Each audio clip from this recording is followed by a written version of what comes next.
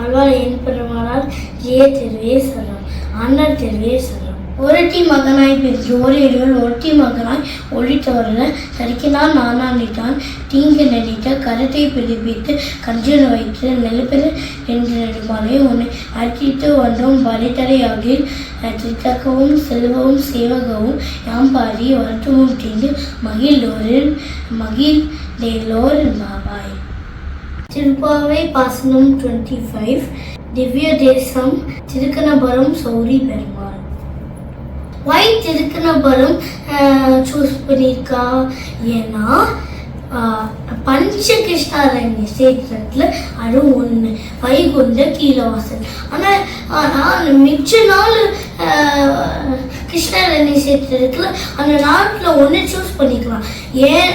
Y ஏன்னா மைவண்ண நரம்பூச்சி குரல் பெண் தாழ அந்த திருக்குறள்னா ஹேர். அந்த திருக்குறள் யாருக்கு பேர் போனது? சௌரி ராஜ பெருமாள். ஆனால் ஏன் அந்த பேர் வந்தது? அதுக்கு ஒரு கதை இருக்கு, நான் சொல்லுகிறேன். சௌரி பெருமாளோட கதை வாங்க பார்க்கலாம்.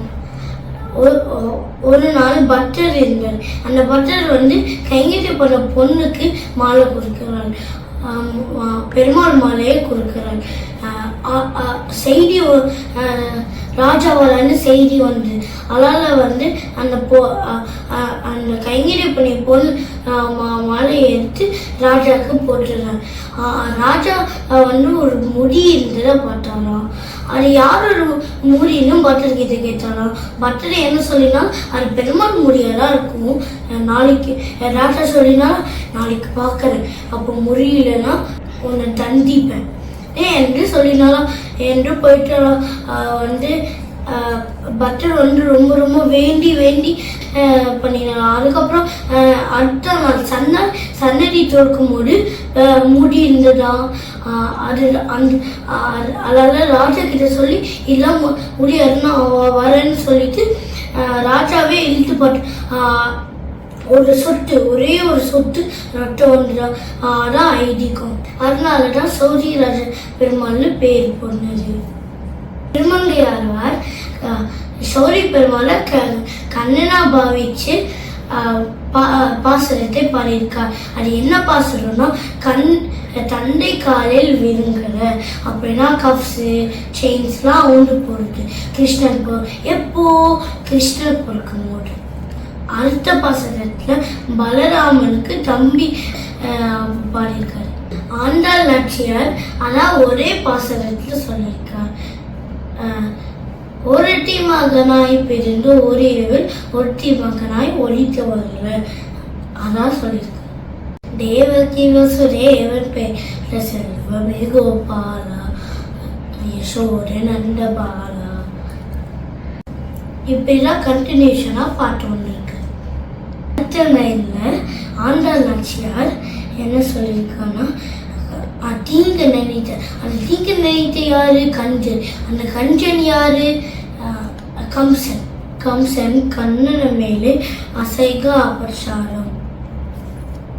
அது ஏன்?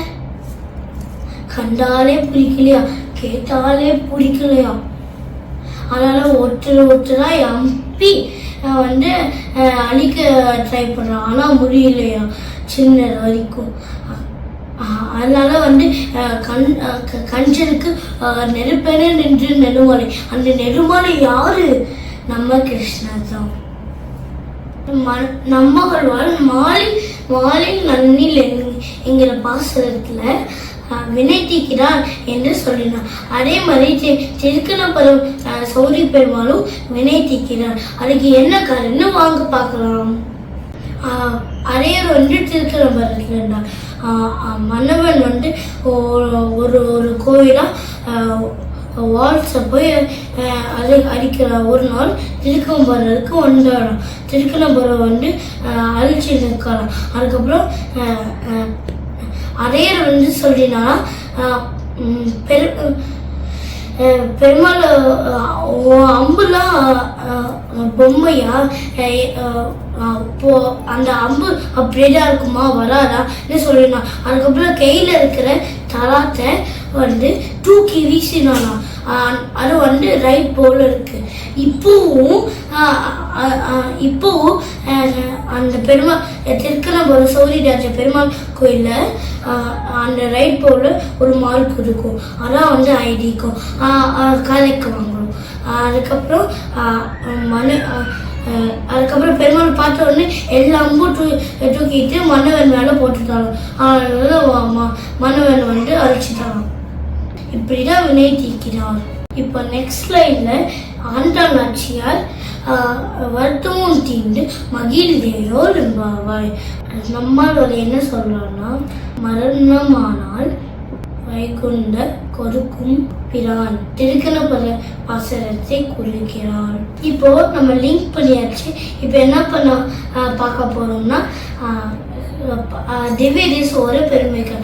அதாவது இப்போ ஃபர்ஸ்ட் விமான பெருமை, அதாவது அஷ்டாட்சர பெருமை. வாங்க பார்க்கலாம். அந்த விமான பேர் உட்பரவதாக விமானம்.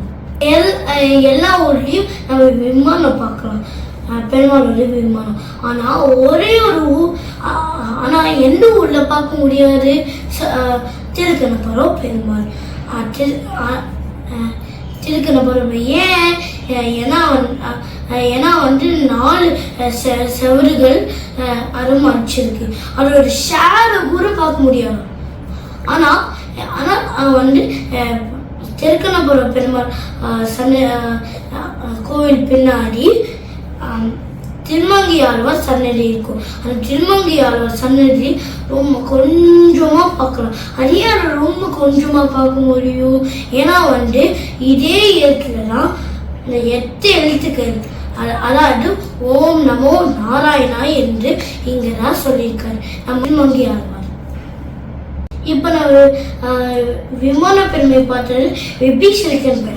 விபீஷனுக்கு பெருமையா? ஆமா இருக்கு. பெருமாள் ஸ்ரீரங்கத்தில் பிரதிஷ்டை பண்ணும். அப்போ வந்து நீ வந்து சயனகுல காலத்திலே இருக்கியே ஒரு நிறைய இருக்கு, நான் பார்க்கணும் சொல்லிடணும். அதுக்கப்புறம் பெருமாள் வந்து சொல்லினாலும் நீ திருக்கணபுரக்கு வா, நான் காமிக்கிறேன்னு சொல்லினான். அதனால விபீஷன் வந்து திருக்கணபுரக்கு திருக்கணபுரம் வந்தாலும் அதுக்கப்புறம் நிறைய அழகு பார்க்குறாங்க. இப்போ விபீஷன் ஆழ்வார் சன்னதி இருக்கு.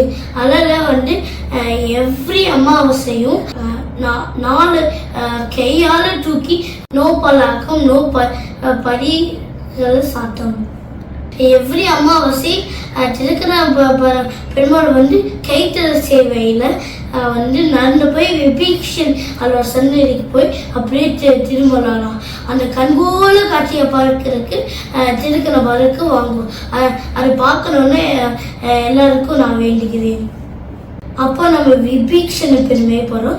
இப்போ வந்து முனியோட பொங்கல் பெருமை வாங்க பார்க்கலாம். முனியோடன்னு ஒன்று இருந்தான். அவர் ரொம்ப பெருமாளோட ரொம்ப பக்திசாலி. ஒன்று பெருமாளுக்கு காசு கொடுத்து அதை திருப்பியும் வாங்கலாம். அம்சி பண்ணிட்டு தான் சாப்பிடுவாராம் என்னாலும். அப்போ வந்து ராஜா வந்து லோன் கட்டுறதுக்கு காசு இல்லைனாலும் ஜெயிலில் போடுறாங்க. அதுக்கப்புறம் திருக்கணபுரம் பெருமாள் வந்து ஹெல்ப் பண்ணிடு. அது எப்படி ஹெல்ப் பண்ணினார்?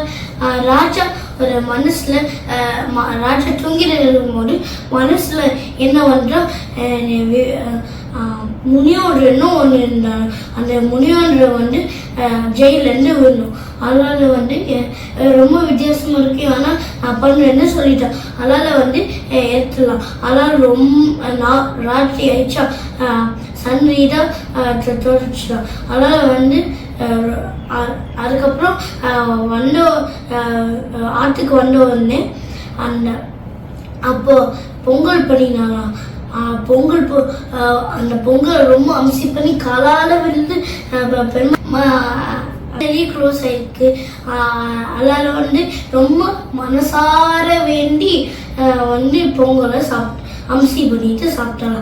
அதுக்கப்புறம் அடுத்த நாள் சன்னதியை சொல்லிட்டா இப்போ நெய்யும் கொஞ்சம் பொங்கல் வாயில வலிச்சிருந்தான். அப்போ வந்து ராஜா கிட்ட சொல்லி ராஜா நம்ப முடியலையோ. அதான் கதை. அதனால வந்து அது என்ன பெருமைனா, எல்லா எல்லா ராத்திரியும் முனியோர பொங்கல் கொடுத்து அம்சி பண்ணாங்க. 5, 3, 2 விதத்தில் தயாரிக்கப்படுறாங்க. அதை இப்போலாம் ப்ரீ புக்கிங் பண்ணணுமா, 5 நிமிஷத்துலேயே காலி ஆயிடுமா. இப்போ நம்ம முனியோர பெருமை போட்டோம். நெக்ஸ்ட் மாப்பிள்ளை சுவாமி. அது ஏன் மாப்பிள்ளை சுவாமி?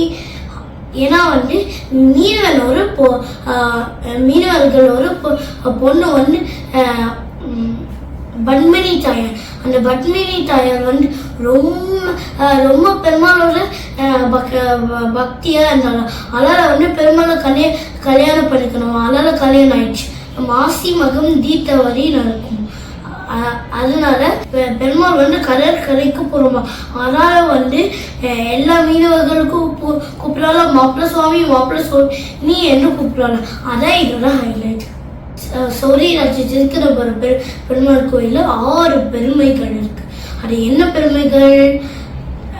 இருக்கிற சௌரி பெருமாள், அதுக்கப்புறம் அடியார் பெருமை, அதுக்கப்புறம் விபீக்ஷணன் பெருமை, விமானம் பெருமை, மாப்பிள்ளை சுவாமி பெருமை, அதுக்கப்புறம் முனியோர பெருமை. இவ்வளோ பெருமைகள் இருக்கு. ஒரு நாள் அங்கே போய் நீங்கள் பார்த்துட்டு வாங்கோ. நான் ரொம்ப வேண்டிக்கிறேன். நன்றி. அடியேன் நம்மால் சொல்லுற மாதிரி மரணம் ஆனால் வைகுண்ட கொடுக்கப்பினார் அப்படின்னு திருக்கணபுர பாசறை கொடுக்கிறார். நாமும் நம்ம கைகரேற்ற பண்ணுறோம். அது நான் தனியோஸ்னி ஆண்டாள் திருவிகையே சொல்கிறோம். அடியன் தாசன்.